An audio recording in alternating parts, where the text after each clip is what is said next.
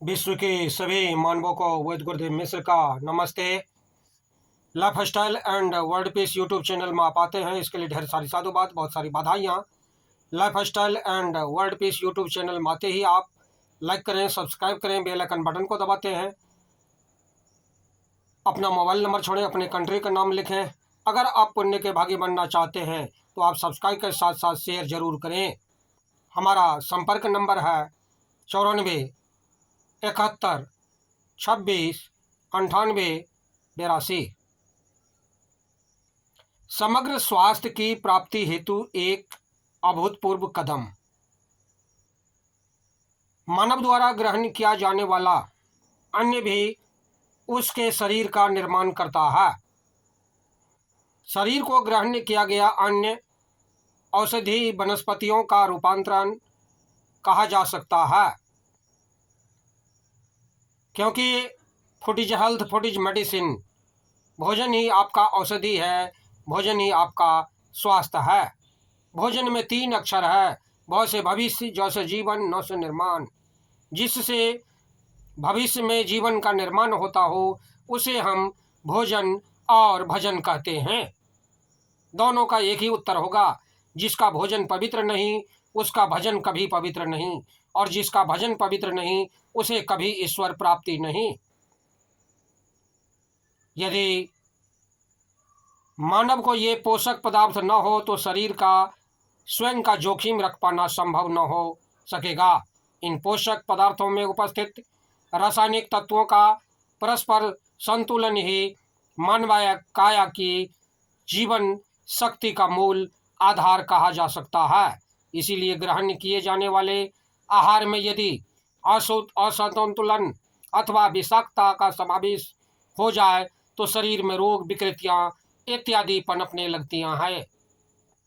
क्योंकि अगर आप एल्युमिनियम के कुकर में भोजन बना के खाते हैं तो आपको 4000 प्लस रोग होता है, जिसमें से नंबर 1 पोजीशन पर कैंसर है। अगर आप एल्युमिनियम के कढ़ाई में, एल्युमिनियम के कोई भी वस्तु में अगर बर्तन प्रयोग आप भोजन बनाते हैं तो आपके घर में कैंसर की संभावना बहुत बढ़ जाती है।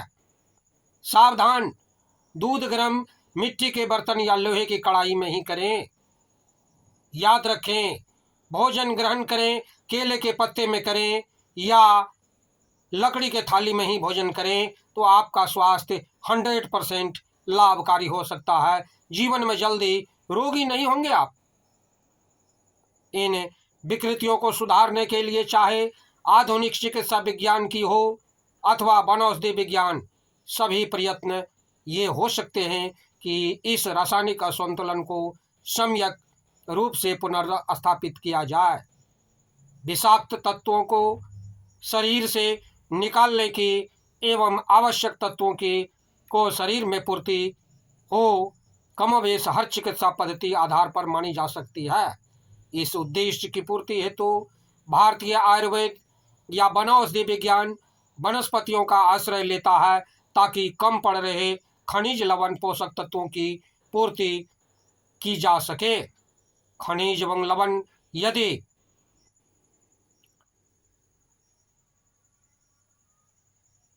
खनिज लवण पोषक तत्वों की पूर्ति सहजता से की जा सके।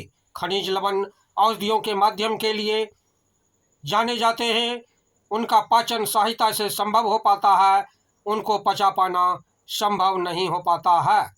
तो ऐसी स्थिति में प्रकृति ने कुछ ऐसी व्यवस्था की है जिसका भौगोलिक है, उन तत्वों उसके निकटवर्ती क्षेत्र में उसी तरह की औषधियाँ, वनस्पतियाँ लगाकर दी जाती है। जीव जंतु इसी आधार पर अपने कष्टों, रोगों का निवारण स्वयं कर लेते हैं। जंगल में भला उन्हें चिकित्सा सुविधाएं कौन करेगा? इसी ज्ञान को आधार बनाकर महर्षि चरक ने भारतवर्ष के लगभग सभी जड़ी बूटियों व वनस्पतियों का गुण संग्रह जनमानस के लिए उपलब्ध करा दिए थे। सारांश में यह कहा जा सकता है कि उनके प्रयत्न का ही परिणाम था कि मानव इस सत्य से भिज्ञ हो सका, शरीर की रोगता और दुर्बलता से सहज ही लड़ा जा सकता है। शर्त एक ही है कि उन औषधियों, पोषक पदार्थों का सही एवं सटीक ज्ञान हो। इसी ज्ञान के आधार पर सुसैन वैद्य, जिसे सुखेन वैद्य के नाम से भी जानते हैं, वैद्य ने संजीवनी बूटी का उल्लेख करके भगवान लक्ष्मण जी का उपचार किए थे। हुमायूं से लेकर इब्राहिम लोदी के कष्टों का निवारण इसी तरह के ज्ञान से संभव हो पाया था। च्यवन ऋषि को नेत्र ज्योति अश्वनी कुमार ने इसी ज्ञान आधार पर लौटा दी थी। उसी के उपरांत च्यवनप्राश अबले जनसाधारण के लिए सहायता से उपलब्ध कराया जाता रहा है। शरीर की जीर्ण रोगी हो चुकी कोशिकाओं को क्षय करके नई नूतन कोशिकाओं में कायाकल्प प्रयोग के माध्यम से सफल बनाया जाता था। सांप के जहर से लेकर कैंसर जैसे असाध्य रोगों की चिकित्सा प्रयोग द्वारा वर्षों से की जाती रही। इसे एक दुर्भाग्य ही कहेंगे। प्रकृति प्रदत्त इस दिव्य अनुदानों को भूलकर आज मानवीय समुदाय केमिकलों, टॉनिकों, एंटीबायोटिकों के पीछे पूरी तरह से भागता नजर आता है। तकलीफों के रात भर के निवारण करने की जिद ने इंसान को अर्थात मानव को समझ से कुंद कर दिया।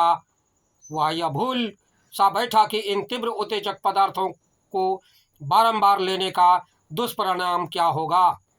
कभी इस पर मानव विचार नहीं करते। आज जो हम केमिकल युक्त औषधियों का प्रयोग कर रहे हैं, होम्योपैथ में भी बिना अल्कोहल, बिना नशा का शायद ही कोई औषधि बनता हो। और आप जानते हैं नशा का नियमित सेवन करने से आपके शरीर पर कितना बड़ा दुष्प्रभाव पड़ता है। उपचार को नवीन जीवन लौटाने के लिए एक ही विकल्प है और वह है प्राकृतिक चिकित्सा तथा आयुर्वेद।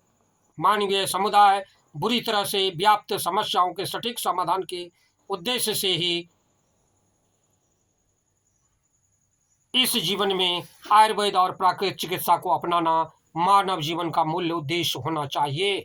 जो मानव आयुर्वेद और प्राकृतिक चिकित्सा की तरफ आगे बढ़ते हैं, उनके जीवन में हमेशा आनंद ही आनंद, खुशहाली ही खुशहाली होती है।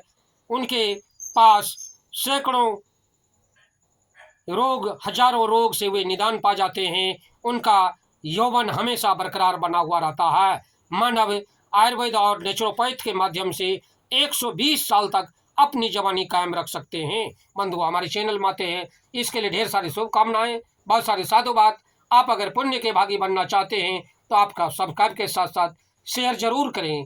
धन्यवाद, नमस्कार।